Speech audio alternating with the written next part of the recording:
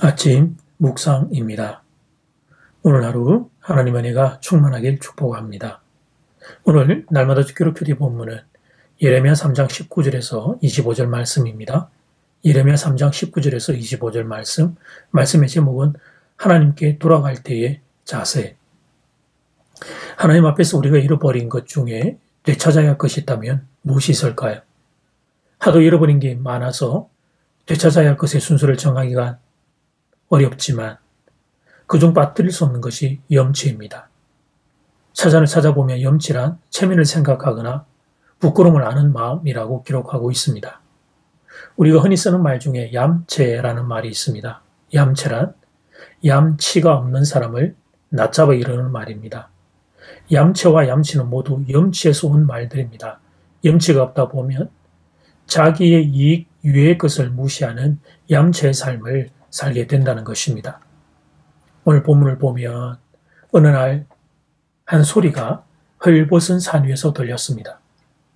헐벗은 산은 어디이며 그리고 무슨 소리가 들린 것일까요? 이전 성경은 헐벗은 산을 자산이라고 기록하고 있습니다. 그곳은 우상을 섬기던 곳이었습니다.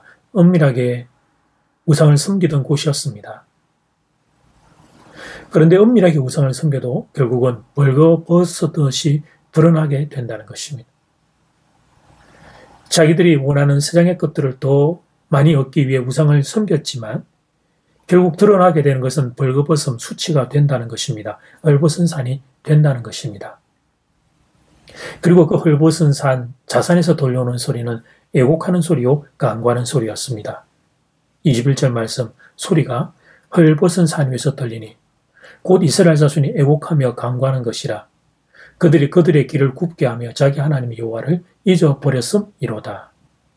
하나님의 백성들이 세상의 좋은 것들을 얻기 위해 우상을 섬겼습니다. 하나님을 버리고 그렇게 했습니다. 그런데 결국 드러난 것은 수치, 벌거벗은 산, 즉 자산이었습니다. 자, 사랑하는 여러분, 그렇다면 이제 이스라엘 백성들은 어떻게 해야 합니까? 벌거벗은 산은 절망의 땅입니다. 아무것도 얻을 수 없는 죽음의 땅입니다. 절망과 죽음만 가득한 땅입니다. 그들은 이제 어떻게 해야 하겠습니까? 그렇습니다. 생명이 있는 땅으로 돌아가야 합니다. 그런데 그곳은 하나님이 계신 곳이었습니다. 그래서 이스라엘 백성들이 이제 또 살겠다고 하나님께로 돌아갑니다. 22절 말씀. 배역한 자식들아 돌아오라. 내가 너희의 배역함을 고치리라 하시니라. 부소서 우리가 주께 와사오니 주는 우리 하나님 여호와이심이니이다. 하나님께서 돌아오라고 말씀하시자 그 음성을 듣고 돌아오며 했던 백성들이 먼저 했던 말은 하나님, 우리가 주님께 왔습니다. 그런데 사랑하는 여러분, 이 단순한 고백이 왜 이렇게 어려운지 모르겠습니다. 하나님, 제가 돌아왔습니다. 제가 방황하다가 이제 하나님께로 돌아왔습니다. 이 말 하는 게 왜 그렇게 어려운지 모르겠습니다.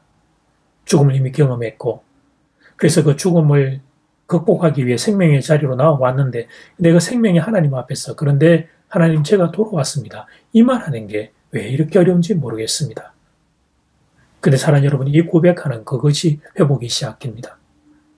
그래서 하나님께 이 고백을 할 줄 알아야 합니다. 하나님, 제가 돌아왔습니다. 염치가 없지만 제가 하나님께 돌아왔습니다. 저를 불쌍히 여겨 주시옵소서. 이 죄인을 용서하여 주시옵소서. 이 고백을 할 줄 알아야 합니다. 비로소 염치를 찾는 것입니다. 늦었지만 염치를 찾는 것입니다. 회개는 종교적인 쇼를 하는 게 아닙니다. 부끄러움을 깨닫는 것입니다. 나의 염치 없었음을 인정하는 것입니다. 하나님을 저버린 행위가 얼마나 불경한 행위였는지를 깨닫는 것입니다. 그리고 하나님 앞에 엎드리는 것입니다. 하나님의 긍휼을 구하는 것입니다. 하나님의 용서를 구하는 것입니다.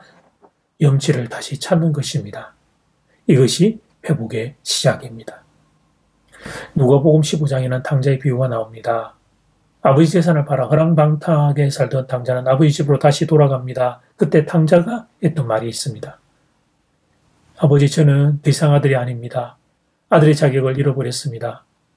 그러니 저를 품꾼의 하나로 써주소서.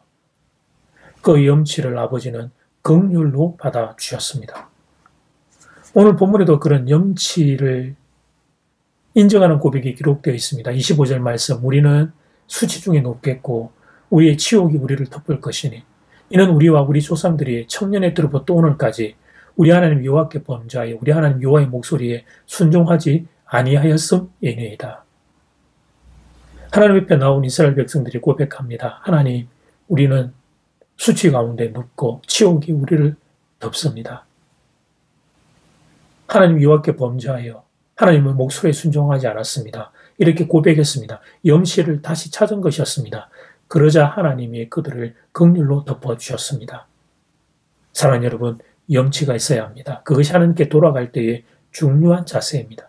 그만하게 목을 꼿꼿이 세워서 돌아가는 게 아닙니다. 고개를 숙이고 나의 잘못을 인정하며 하나님 앞에 돌아가는 것입니다. 바로 이 사람들, 염치를 아는 사람들, 그들에게 하나님의 긍휼이 임하게 되는 것입니다. 이제 기도 시간입니다. 받은 말씀과 개인 기도 제목을 가지고 함께 기도하는 시간입니다. 이 시간 다 함께 마음을 모아 주님 앞으로 나아가겠습니다.